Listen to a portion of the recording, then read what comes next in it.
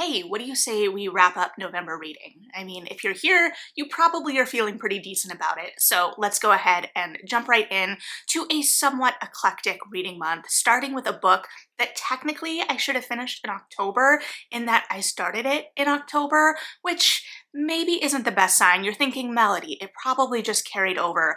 No, I really struggled with this book, and that book was Mortal Follies by Alexis. I had such high hopes for this book because it was billed as a historical, magical, sapphic romance, and I'm sorry to start out on kind of a bummer, but this really just did not work for me. It follows Miss Mitchell-Mora, who has been cursed, and bad luck is following her throughout her season. And the main suspect at the outset of the book, and the first person that Miss Mitchell-Mora interacts with post her first cursed incident, is Lady Georgiana Landrake, who is also suspected in the deaths of both her father and her brothers, leaving her the last remaining person in her titled family. And even though Miss Mitchell-Mora has some sparks that fly in this interaction with Lady Georgiana, her friends still consider her the main suspect based on this interaction.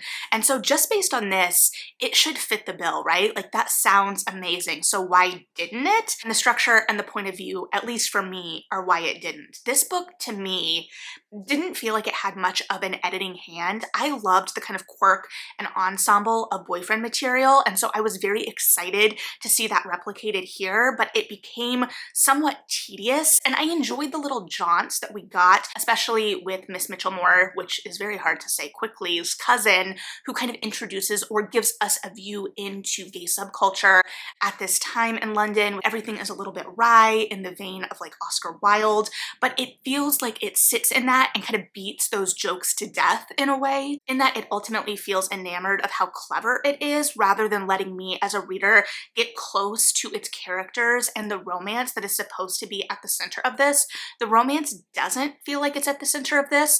The mystery is kind of at the center, even if that is solved kind of quickly in relation to the length of the book. And if you don't get tired of the quirk and the banter from the whole thing, I think you really will enjoy this. But I just got tired of it. I didn't feel like I was getting to know these characters or the relationship. I didn't feel invested in the stakes. And one of the main contributors to this was the point of view the book was being told from, which initially I was very tickled by. I thought it was clever and interesting, but it became such a distraction that it ultimately ruined the whole thing for me in the end. So the book is being narrated by Puck of A Midsummer Night's Dream fame, and the references that are thrown in are fun at first, and they're a little bit of a nod to those who get the references. And this isn't even my first romance where Puck shows up as a character. I actually really enjoy that. I think it's fun. I love A Midsummer Night's Dream, but as it continues to go on, Puck never kind of falls to the background of the narrative here. I expected it to kind of fade out over the course of the narrative and let us as readers get much closer to our romantic leads here, or even the side characters. And instead, it really felt rooted in Puck's narrative, in the kind of jokes and the asides, at the cost of me having any real investment in what was going on in both the action of the mystery, but also in the investment in the romance, which is what I cared about to begin with. Ultimately, we don't really get a whole lot of page time between our leads, and we don't really get a whole lot of emotional depth and really kind of paring back those emotional barriers between the two of them, because we're forced to see everything through this third party who is always looking for a kind of angle to it.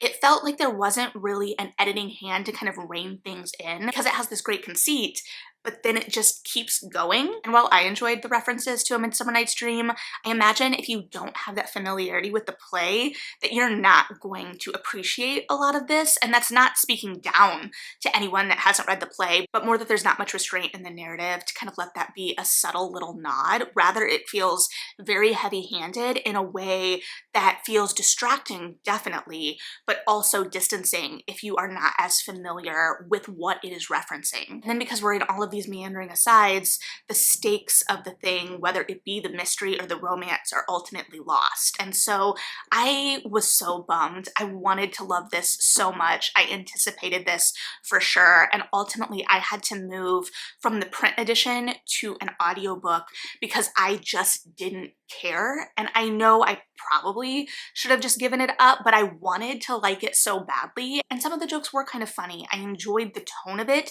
It was just too overdone. It needed some more reining in so it didn't become ultimately completely lost and enamored of itself, but unfortunately, I just don't think it did. So if you're looking for something that's more rooted in quirk and banter and atmosphere, then that real emotional connection and the depth of character, I definitely think you will enjoy this. I definitely think there is an audience for it. It has made some best romances of the year lists, which I ultimately disagree with. I think if you are looking for a historical sapphic romance, you would be much better served this year by An Island Princess Starts a Scandal, which you know, if you've been here for a second, that I have loved this year. But I too saw the appeal of this and wanted to love it. I ultimately didn't, but there are other people who have read it this year that have. So I wouldn't want to deny you if you are a reader on the fence who would ultimately enjoy this book. However, if those things that bothered me could ultimately be stumbling blocks for you as well, just know what they are. And then moving on to A Haunting on the Hill by Elizabeth Hand, which we have talked about more in depth in a Feature Friday, but this is the first Shirley Jackson Estate sanctioned return to Hill House. And so I was very excited for that on its own. And then it had this theater element that I was also incredibly excited for. And ultimately, this one didn't quite live up to what I wanted it to be either, unfortunately. There are a lot of really interesting ideas in this, but I ultimately found myself more interested in serving as dramaturg to the play within the book than what was going on within the action of the book itself, which isn't a great sign. I do think it's interesting because it is hard to return to something that has this much kind of mythology at this point built around it in Hill House, and I loved the original Hill House novel, but there is a subtlety to that novel. It's very psychological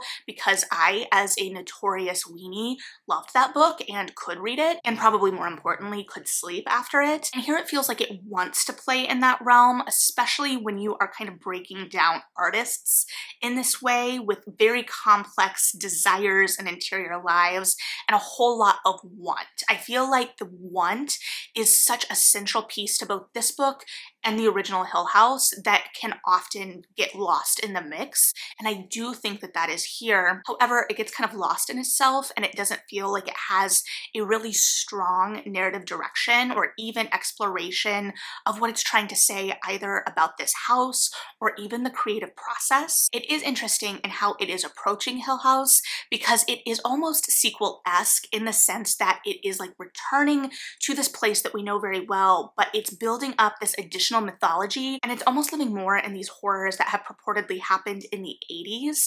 And so it is building on this new mythology, and we get very little reference to either the original mythology of the house and just like faint echoes of things that happened in the original novel. Kind of blink and you miss it kind of things. There is one moment very specifically that I caught, and anything else, maybe I blinked and I missed it. So I did find it interesting in this approach in that it, one, felt kind of like a straight to VHS sequel, but it also was very much trying to make the thing its own.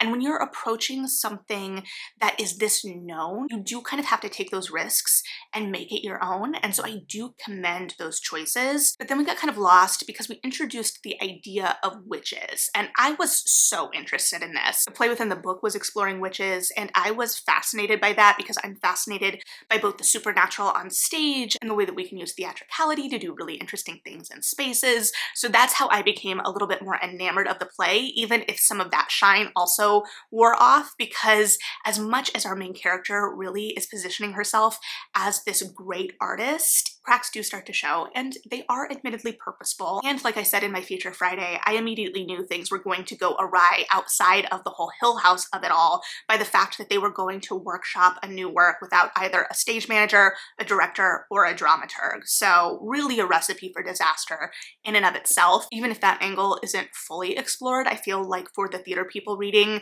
it's very much appreciated.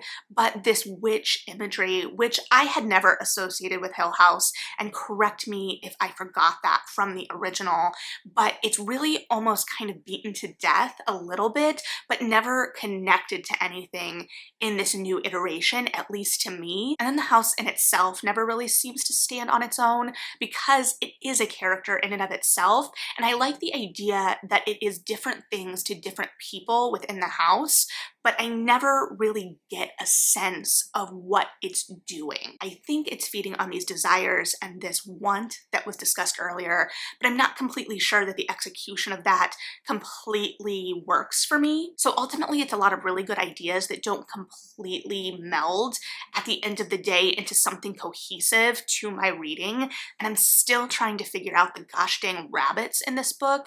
If you have figured out the rabbits in this book, they have to be extremely obvious and I'm missing something just really blatant, but for the life of me, I can't put the pieces together with the rabbits. It feels like the narrative wants me to think of them as a familiar, not just because at least one of the characters explicitly calls them out as a potential familiar, but that doesn't feel like the end-all be-all to me of it. There is something seated there that is bigger, I acknowledge that, but I'm just not getting it. So I enjoyed the ideas in this book. I enjoyed the theater workshop gone awry angle and the kind of sinister nature that is lurking under a lot of this artistic expression. I found that really interesting, but I don't know if Hill House was ultimately the vehicle that best served that exploration rather than an easy kind of shorthand for us as readers to latch onto, even if the shorthand was definitely altered for this version. So if you read this, let me know. I didn't hate it. I enjoyed the reading experience,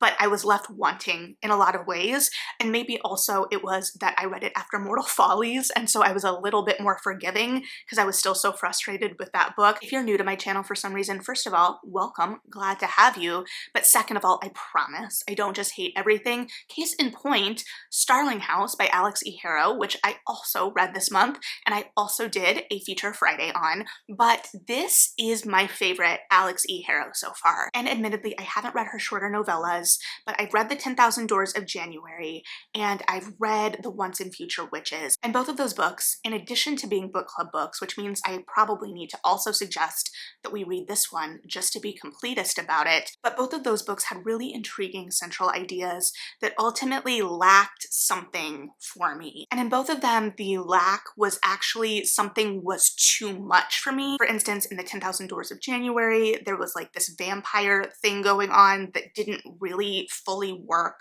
with the exploration. I think I understand what it was getting at, but it just felt kind of unnecessary. But in The Once and Future Witches, it's almost become a joke at this point in book club how much I hated the imagery of the tower. And that book just also felt really drawn out and the structure didn't completely work for me, which again makes me sound like a hater. But this book was my favorite yet because both of those books had elements I loved about them. And then there was just this one piece that was really kind of keeping it back from being a love for me. And here I think it really focused itself much more. It's a much shorter book. It feels much more intentional, but that language I love from the other two books is there without belaboring any points, and it feels much more focused in its exploration. Now, it is a much different thing than some people may go in wanting or thinking, because it is another kind of haunted house book of a sorts, or a sentient house, I should say. But our protagonist Opal has always been intrigued by this house and the legend that surrounds it,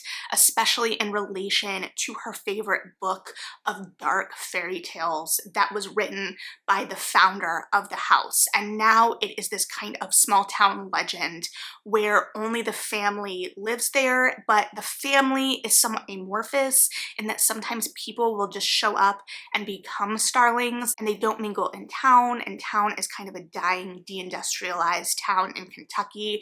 And so Opal is dealing with poverty and the judgments of those in town rather than these dreams of this house. Now she is focused on getting her brother out and to this very reputable school based on how smart he is, how talented he is, and how much more she wants for him. And she has basically been a parental figure for him since their mother died. And so she is really weighed down by all of this responsibility, the tragedy of the death of her mother, the kind of day-to-day drudgery of living in poverty. And so she's had to give up these kind of more fanciful thoughts traits that she's fostered in her brother in terms of his creativity. And then one day, as she is walking through the woods past Starling house on the way back from her job at the tractor supply, because she doesn't have a car, she stumbles across not only the house and something feeling somewhat odd, but the owner of the house currently, Arthur. And through this interaction, she finds herself coming back. She's feeling drawn to this house yet again. And that's part of the sentience of it, in that it's drawing her in. But ultimately, Arthur ends up offering her a housekeeping job at the house, which allows her in, and things get weirder from there, especially as she is given a front row seat to his being a guardian of the house, or considering himself a guardian of the house, and what that means. But then things are further complicated as representatives from the energy company in town that kind of run the town are trying to gain this land. They need this land for an expansion, and they're putting pressure on Opal and using some underhanded methods in order to gain entry. I thought the setting was perfect. I loved its exploration of small town politics and what Opal was kind of forced to. I loved Opal as a character because she was so flawed and interesting. She was a liar, but she would tell you straight up she was a liar. And this is contrasted against a town where all of these secrets are held deep, and the idea of lies being told through not speaking the truth. Where I think there might be stumbling blocks for some readers is that it is so dependent on atmosphere and tone, and where I really kind of relish where it has reined itself in, others may feel like it doesn't go far enough, especially in relation to the Underlands, which is this kind of mythical world alluded to in these dark fairy tales, and are kind of dangling over the narrative, but never fully present until really the end. But Opal is still chasing stories throughout the book, and we still get these stories interspersed, and we're hearing of these fairy tales which aren't directly relayed to us as some of these other stories are. And I found that really interesting, because to me it kind of reads as, here are these really dark stories we're telling you about, but we're going to tell you truths that are even darker. So it's much more internal, it's much more character driven, it's much more psychological in some ways, and so it may read slower to some readers who are looking for a more active, propulsive kind of fight against this darkness. There's still a fight against the darkness, but it's much more subtle and tempered by the day-to-day survival of both characters, even if Arthur's survival deals much more directly with this fight against the darkness and how it is encroaching and has always encroached on his life. So there is a lot to dig into, but I again really appreciate the restraint in this, because it attacks everything it needs to attack, at least for me as a reader, but it also trusts us as readers. It doesn't belabor anything, at least to my reading. Now, there are times that we really do face things on a little bit more directly, but I feel like they always made sense to me in the moment. But yeah, either way, really loved this one. It got my vote in the first round of the Goodreads Choice Awards for Fantasy. I ultimately didn't vote in the finals because I anticipated Amina Al-Sarafi overtaking it for me, and I wasn't finished with that book yet, but it definitely still held its own, and I very much enjoyed it. And then to continue with things I enjoyed, The Duke Gets Even by Joanna Shupe, which is the last in her Fifth Avenue's Rebels series. These are books that are focused in Gilded Age New York, because that's really Joanna Shupe's wheelhouse, and I anticipate talking about this book even more coming up, because it is focused on a duke that has come over from England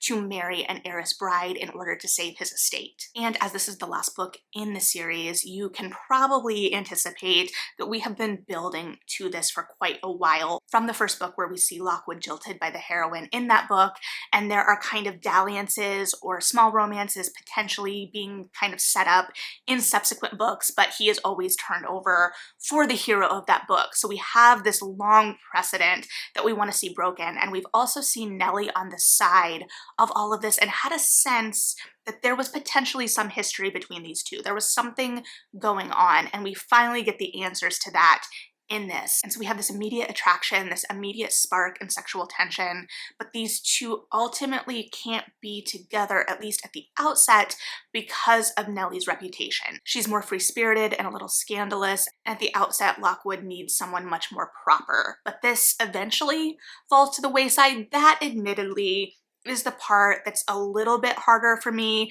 to understand why all of a sudden it's just not a problem, but their attraction is so good, the banter is so good, this idea that they are sacrificing for the other at some point, because Nellie kind of gives in. They agree to do this kind of friends with benefits scenario because they acknowledge that there is that attraction there is that match there.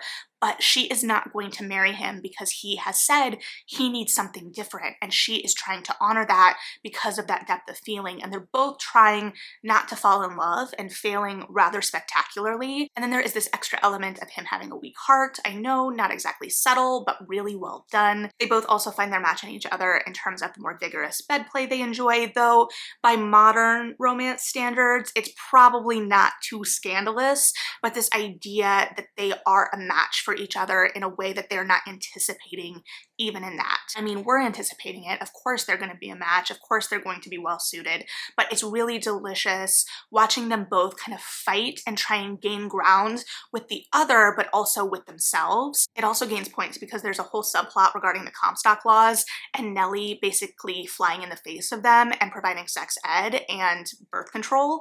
And the idea that she, as an heiress, is ruining her reputation in this way, but also does not care, and how she flies in the face of society in a lot of ways, and how independent and strong she is, and also how this staunch independence makes sense for her as a character, but also makes sense in terms of the kind of narrative arc of the series, in that she has watched all of her best friends basically get married and start these lives and these families, and so she is independent by necessity and circumstance, and so she's really clinging to this, and she does not want to get married. She doesn't want to be at the whims of others. She holds all the cards thanks to how her father has kind of allotted her money, and that she has control over that fortune and who she wants to marry. So the money angle obviously isn't an obstacle in terms of the relationship between Lockwood and Nellie. And then in addition to the Comstock laws, and because of, we also get a small cameo from Theodore Roosevelt, which I appreciated particularly because it complicates our kind of narrative that has been built up around Roosevelt, but is in line with him and his politics at the time. And while I am no expert, I did take a whole class on the Roosevelts in college, so I at least remember some of what I learned there, and I really appreciated that more nuanced look at him as this kind of like side character who Lockwood expects to kind of come in and save the day in relation to being able to wave his power around and get what he wants, and finds the truth of that a little bit more complicated. And then I listened to Love Theoretically by Hazelwood because it was nominated for the Goodreads Choice Awards in Romance, and I did enjoy Hazelwood's first book, even though I got burnt out on the novellas because they felt very repetitive. And while this didn't feel like such a drastic kind of departure from either, I did still really enjoy it. I liked the kind of setting of academia. I'm enjoying that kind of dynamic and that setting. Again, supporting my hypothesis that as I get older, I am just as invested in contemporary romances for the jobs. But nevertheless, this follows Elsie, who is interviewing for her dream job, only to discover that one of the biggest obstacles on the hiring panel is going to be Jack, who is not only the enemy to her and all other theoretical physicists, including her mentor, but he also happens to be the brother of one of her clients who she is fake dating, and Jack has previously believed her to be a librarian, but he doesn't know she's fake dating his brother for these family functions, and so he thinks that she has been lying to his brother this whole time, while he is also, presumably, fighting off this attraction to her. And then there is this antagonistic relationship, to Elsie's point of view, in this hiring panel. And so this is her dream job. This is the job that will allow her to focus on her research. And I particularly appreciated how it really showed her life as an adjunct professor, the fact that she cannot support herself fully as an adjunct professor. And so I really loved all of that. Then we obviously have this kind of butting heads dynamic that has worked so well for Hazelwood in the past. While it's not really a departure for her in terms of her character archetypes, and the heroine can be a little frustrating at times in relation to not being able to see herself clearly, I also appreciate that in terms of kind of mental health representation and also the ways we don't always see ourselves clearly. And I do appreciate the banter and the back and forth. It's very quippy in a way that doesn't feel ultimately distracting for me because it goes down very smooth. It's a very easy listen. And while the twists weren't surprising, they were satisfying, and it did feel like it tried to rein itself in a little bit in terms of the description of the very large man and the very small woman, which I understand, as I've mentioned before, is many people's thing, but it felt so overdone, especially in the novellas. It felt like that was the only focus, and it became incredibly frustrating for me. So I really did appreciate that this seemed to be a little bit tamer than that, and I thought that it balanced itself pretty well. So yeah, I thought it was a fun time, even if the most interesting part of it for me may have been the politics of hiring in academia. It was still a really solid read and did have some cameos from our characters from The Love Hypothesis. And then I read a book that's probably about to completely throw off the white balance, so The Vaster Wilds by Lauren Groff. I was both surprised and not to see how many votes this ultimately got in the Goodreads Choice Awards. It was much less than I initially expected because to me, Lauren Groff is such a name. Then thinking about it a little bit more, I ultimately understood it. We again have the Feature Friday discussing this more in depth, and this is part of Lauren Groff's not trilogy, but interconnected group of 3 novels that are all historicals in different times. And this is following a teenager in colonial America as she ventures off into the wilds after something happened in her colony, which I believe was Jamestown, that forces her out of the community. And so over the course of the novel, we watch her struggle to survive in the wild, obviously, but also in the before, and kind of watching that breakdown and that juxtaposition of the wild with society and how close they may be. And in many ways, this book is almost a meditation. It is incredibly internal. Again, we don't have any outward dialogue. There are words spoken, but not as traditional dialogue. And to my recollection, I don't think we have quotation marks. So if you're someone who does not like fiction without quotations, this is not going to be the book for you. I do understand stylistically why in this one we don't have them, because it's this kind of blending. Everything in the life of this young girl is kind of bleeding together, overlapping, and we're kind of reflecting on the wholeness of her life that has brought her to this moment. And so by nature of this book being a lot stiller, a lot more of a meditation, and also while it has a historical setting, it also feels removed from it in some ways. It's almost sitting outside of time while also being so incredibly rooted in the time that it's set. So I understand why it may not be the first historical fiction that some readers gravitate to. Personally, I was incredibly compelled by it.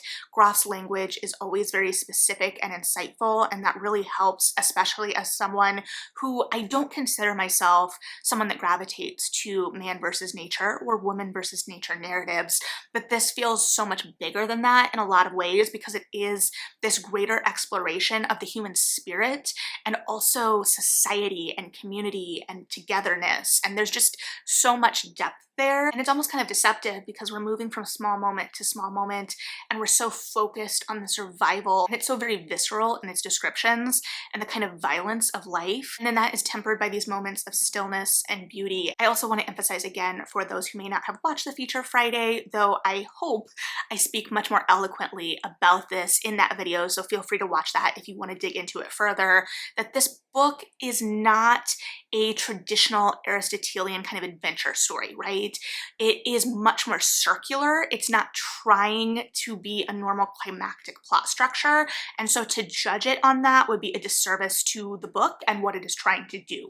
You don't have to like it. You don't have to always respond well to that, but we need to judge it on what it is rather than what we want it to be, if that makes sense. Yes, that is maybe a very pointed response to a specific review I read, but I think it's important to kind of approach this where it is, especially because one of the things I'm most interested in relation to this book is how it is in conversation with Matrix, and how both books I find very compelling for their use of language, but also the way it's telling stories, these historical stories from a woman's point of view, but also leaning into these ways of telling stories. I again recommend, while I don't think it's a perfect fit, as I've said before, especially for The Vaster Wilds, but Helene Cizot's The Laugh of the Medusa is an essay I've returned to again and again since college, and I don't completely understand it, to be clear and to be fair, but it is an excellent jumping off point for thought and how we approach storytelling and the idea of circular storytelling in particular. So definitely a recommended read, and I think this would be an excellent winter read as well,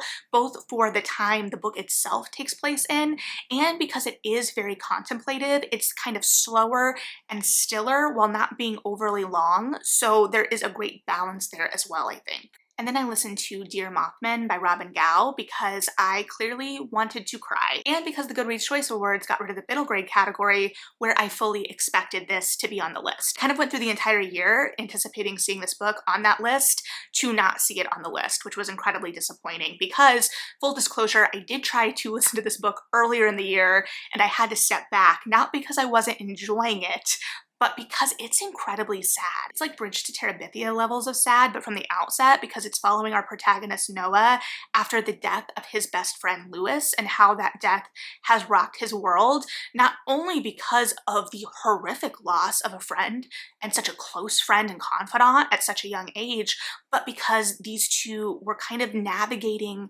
understanding themselves and their identities together, and now Noah feels utterly cast adrift and alone. And in that aloneness, he is reaching out to Mothman because Lewis had been obsessed with Mothman and they were going to do their science fair project on proving Mothman exists. And so Noah has decided to continue this, but he's also then reaching out to Mothman as a confidant. And so we're watching him kind of navigate this grief, understand himself and how he fits into the world, make new friends and navigate new friendships and the kind of pitfalls of new friendships, make mistakes, apologize for those mistakes, treat people with compassion while also navigating his own feelings and his own sadness, and try and understand what he believes, especially in relation to Mothman. What does Mothman represent in this book, and is Mothman real? According to the blurb, that this book is told in verse, and I obviously listened to it, so I wasn't able to see where things were laid out on the page. It was an incredibly smooth listening experience, and the narrator, Danny Martinek, did a great job. Part of the reason I had to step back initially was there was so much emotion infused in the narration that it really just struck a chord with me, and I imagine it will strike a chord with young readers especially. And I think it's great to have books like this that are so compassionate and full of feeling and navigating things like grief and queer identity for all people, but especially young people. And I think this book just really hit it out of the park. It's something special, and it definitely deserved to be able to have that extra recognition that it did not get via the Goodreads Choice Awards. And then to finish the month off, I've had much more to say than I anticipated. We have Rouge by Mona Awad, which we just talked about pretty recently in another Feature Friday, but this follows our protagonist Belle after the death of her mother, who she had an estranged relationship with, and she has come back to California to kind of settle things in her mother's estate and happens upon the spa that her mother frequented and is pulled into that world. But things are not as they seem because this is a Mona Awad novel and there is something sinister and cult-like going on at this spa, but we admittedly don't see as much of the cult angle of things as I went in expecting. It's this kind of suspension of disbelief, kind of supernatural angle that we have to kind of take on faith because we're so focused on Belle's point of view. We are seeing things through such a singular point of view. We move into flashback a lot, and the lens we're viewing everything through is incredibly important, especially for a book where mirrors play so prominently because there are the Snow White kind of callbacks and angles to things, but it's really interrogating our kind of obsession with beauty culture, but it's also really looking at intergenerational trauma, the relationships and the complicated relationships with mothers and daughters, and also a little bit this idea of where we find our sense of self, which is further exacerbated by this really myopic view we have through Belle's eyes, and how even that, as she starts to kind of lose herself in this other world, how we are losing bits of the world as well, and how as readers we're viewing everything through the eyes of a narrator that we can't necessarily trust, both for what she tells us and for how she is interpreting things. And so it's really interesting to kind of unpack that, both the language of the novel and how we see through Belle's point of view, but how we see around Belle's point of view as well. So this was really interesting, not at all what I expected, but what was expected was that oddness, that reversal of expectation. So in some ways, I got exactly what I was expecting. So definitely one to keep your eye on, especially if, like me this year, you've been reading other books like Natural Beauty and The Glow. And with that, we've officially wrapped up November reading. Some definite hits, but some definite misses as well. So let me know if you've read any of these books, if you had as visceral a reaction to some of them as I did. Let me know if there's anything you read in November that you really liked or really didn't as well. But as always, thank you so much for hanging out with me, being interested in what I have to say about books at all. Like and subscribe if you feel like it. Would love to have you hang out more. Most importantly, read something good. And yeah, bye.